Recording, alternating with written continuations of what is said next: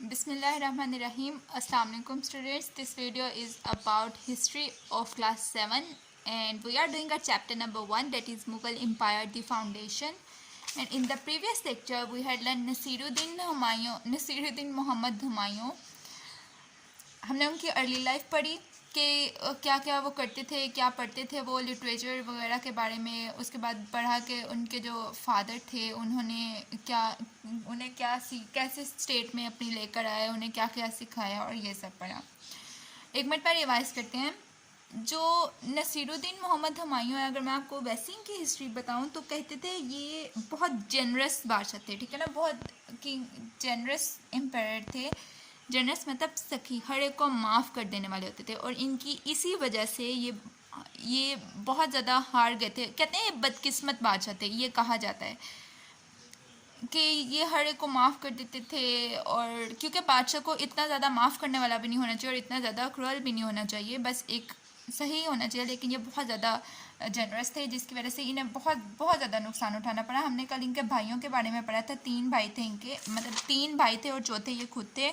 भाइयों के नाम थे मिर्ज़ा कामरान एंड अस्करी, मिर्ज़ा कामरान, अस्करी एंड हिंदाल। ये भाई थे और इन्होंने ही इनके साथ इतना बुरा किया, लेकिन इन्होंने फिर भी इन्हें माफ़ कर दिया। और इन भाइयों की वजह से ही इनको जो जितना भी नुकसान हुआ वो अपने भाइयों की वजह से ही ज़्यादातर हुआ, और लेकिन फिर भी इन्होंने उनको माफ़ कर दिया और जिसकी वजह से इन्हें उसके बाद बहुत ज़्यादा नुकसान उठाना पड़ा। उसके अलावा अगर हम देखें तो इनके जो फादर थे वो अपने मरने से पहले इनको अपनी सीट दे गए थे, अपना थ्रोन मतलब अपना तख्त जो थे वो इनको दे गए थे पहले से ही, अपने मरने से कुछ अरसा पहले दे गए थे। तो इन्होंने क्या किया, अब ये तो मैंने बताया बहुत जेनरस थे, तो इन्होंने ये करने को कर सकते थे। फादर ने तो इनको कह दिया कि तुमने अपने भाइयों में सब कुछ बांटना है, लेकिन ये करने को खुद भी सब कुछ रख सकते थे। लेकिन इन्होंने अपने भाइयों में भी सब कुछ बांटा और खुद भी रखा। खुद इनके पास आई थी बहुत अच्छी आर्मी थी, क्योंकि हमने पहले पढ़ा था कि बाबर के पास बहुत आला आर्मी थी, ठीक है ना, ऑर्गेनाइज्ड और बहुत आला आर्मी थी। इन्होंने अपने पास रखी आर्मी और साथ में इनका कुछ जो आगरा में, आई थिंक आगरा में ये थे, तो आगरा इनके पास था, आगरा के जो स्टेट थी वो इनके पास थी। लेकिन एक मसला ये था कि जो इनके फादर थे बाबर, उन्होंने इनके लिए कुछ नहीं छोड़ा था। लाइक जो हमारे पास वेल्थ थी, है ना, जो ट्रेजर होता है, जो वेल्थ होती है गवर्नमेंट की, खजाना उसे कहते हैं, हाँ, तो खजाना कुछ भी नहीं था। ऐसे कह सकते हैं कि बैंकरप्ट था, वो जो स्टेट थी वो बैंकरप्ट थी, कि कुछ भी, खाली खजाना था, कुछ भी नहीं था। और मसले उनको यहाँ से शुरू हुए, जब कुछ भी ना हो, पैसा वगैरह कुछ था नहीं। और इसकी एक बड़ी वजह ये थी, जो बाबर थे मतलब हुमायूं के फादर जो थे, उन्होंने अपना सारा कुछ अपने रिलेटिव्स में बांट दिया, इधर उधर बांट दिया। कोई अच्छा काम भी नहीं, उससे इतना ज़्यादा अच्छा काम भी नहीं किया, ज़्यादातर अपना जो चीज़ें वगैरह थी वो बांट दी थी। बहुत नुकसान इन्हें उठाना पड़ा। तो एडमिनिस्ट्रेटिव प्रॉब्लम्स में हमने यही पढ़ा कि इनको ये वेल्थ में कमी थी, उसकी वजह से नुकसान उठाना पड़ा। और दूसरी बात, जो बाबर थे वो बहुत ज़्यादा स्ट्रॉन्ग वो थे, पॉलिटिशियन कह सकते हैं, और बहुत ज़्यादा स्ट्रॉन्ग एम्पायर थे, लेकिन रूलर थे, सॉरी।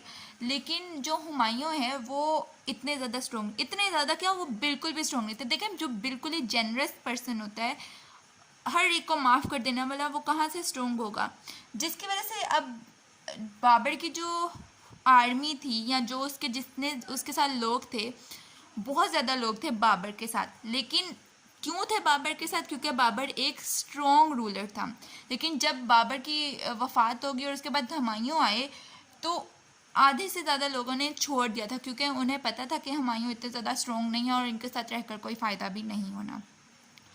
तीसरा जो लिखा है वो थे उनके भाई वगैरह, जिनको उन्होंने अपनी किंगडम में अपनी जगह पर इन लोगों को हिस्सा वगैरह दिया, लेकिन उनके भाइयों ने ही इन्हें बहुत ज़्यादा नुकसान पहुंचाया। Battles with Lodis and Afghans की तरफ आए तो हमने ये पढ़ा, अगर हम देखें तो पानीपत की पहली जो पानीपत की बैटल थी वो हुई थी हमारे पास 1526 में, 1526 में हुई थी जी। 1526 में हुई हमारे पास पानीपत की बैटल। 1527 में हमारे पास हुई खानवाह की, ये हमने पीछे पढ़ा है, बाबर के सब पढ़ा है हमने, ठीक है। और एक और बैटल हुई थी, आई थिंक 1529 में चंदेरी की हुई थी, हाँ, घाघरा, ठीक है। एक और बैटल हुई थी। अब इनके मेन जो बाबर के जो मेन राइवल्स थे या फिर ओपोनेंट्स थे वो थे लोदीज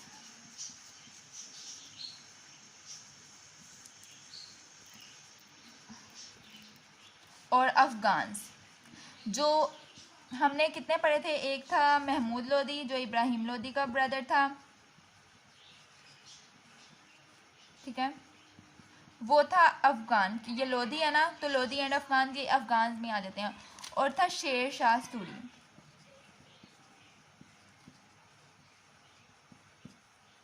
जो महमूद लोदी था ना, उसे तो उसने भी इनके साथ हमला वगैरह करने की कोशिश की थी, उसे तो हरा दिया था ये जो हुमायूं ने आसानी से, क्योंकि इनके अपने भी ये लोग इतने ज़्यादा स्ट्रॉन्ग वगैरह नहीं होते इस वजह से।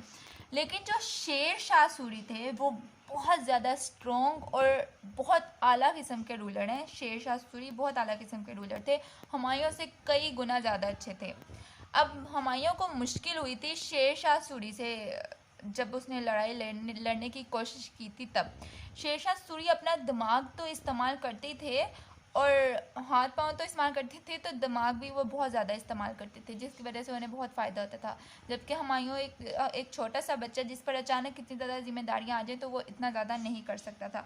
तो हमने पढ़ा। अच्छा, ये भी एक बात याद रखिए कि पहले ज़माने में कैसल्स जो होते हैं, जिन्हें किला कहते हैं हम, वो बहुत अहम होते थे। अगर हमने किसी इलाके में, किसी पूरे इलाके में हमने अगर कब्ज़ा करना है तो हम उसके कैसल पर, अगर हम उसके कैसल पर अटैक कर दें, कैसल को ले लें, तो इसका मतलब पूरा जो हमारा एरिया है वो हमारा हो जाएगा।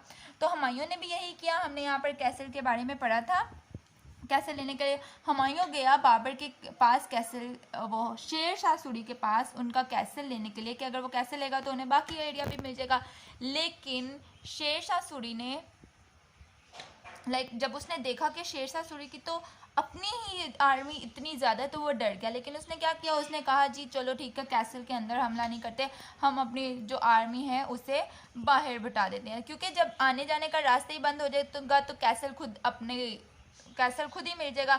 जब उसने अपनी पूरी आर्मी को बाहर खड़ा कर दिया, अब ना अंदर से कोई बाहर आ सकता है ना बाहर से कोई अंदर जा सकता है, तो वो तो खुद बाहर निकल आएंगे ना, आकर कहेंगे ठीक है हमें माफ़ कर दो, तुम लोग कैसे ले लो वगैरह वगैरह। लेकिन क्या हुआ, शेर शाह सूरी ने अपना दिमाग इस्तेमाल किया और उन्होंने इनके साथ एक एग्रीमेंट कर लिया, पीस एग्रीमेंट, जिसे ट्रूस कहते हैं, ठीक है। मैंने आपको पहले भी बताया था, ट्रूस कहते हैं। एक एग्रीमेंट कर लिया कि अमन सुकून से हम लोग अपना काम ख़त्म करते हैं, इतना लड़ने वगैरह की ज़रूरत नहीं है।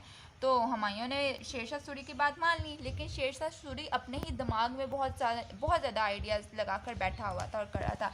क्या किया शेर शाह सूरी ने, इधर उधर से हुमायूं को किसी और तरफ लगा दिया, और ख़ुद हमने यहाँ पे पढ़ा था गौड़ का इलाका भी जीत लिया और सारा ये इलाका जीत लिया। हुमायूं अपना बड़े आराम से आगरा से कट डाउन होकर बैठा था, मतलब आगरा का उसे पता ही नहीं था, जहाँ पर उसका था अपना जब सब कुछ था वहाँ पर छोड़ के जब बैठा था, तो आगरा में अब कोई भी नहीं था, तो उसने आगरा में उसके भाई कौन था उसका, हिंदाल ने वो सीट ले ली। हमने कल यहाँ तक पढ़ा था, ठीक है ना। अब आगे नेक्स्ट स्टार्ट करते हैं।